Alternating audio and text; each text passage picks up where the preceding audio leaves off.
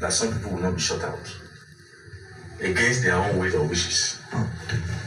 For me, well, we might say because of the level of our development politically, I said, okay, let's move it here and there. But for me, I don't believe in zoning. That does not mean that it doesn't have its own merit. But globally speaking, on the global scale, I think the demerits are more than the merits. What I think is important is for Nigerians. In plain terms, now, what would you call the demerits of zoning? I said it earlier.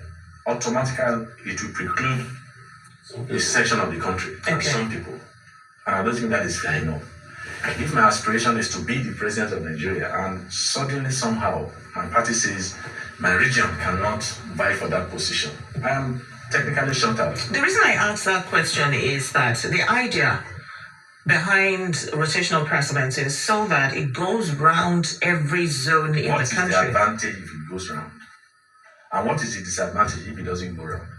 I think the bottom line is because we have raised nepotism to the very highest point in our politics and polity, as it were. Nigerians now believe that, okay, let me also take my turn. What we need is good governance.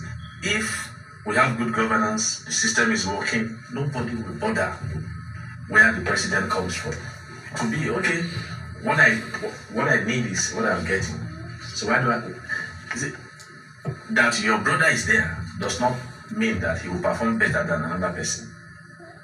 But you know that if your brother is there is every tendency that will be closer to government than when somebody else is there. So I see it as people viewing it from a very narrow prism. And okay, if a Yoruba man is president, then it is most likely that I will be closer to power than when an Igbo man is president. And I don't think that is what we actually need. Okay, I think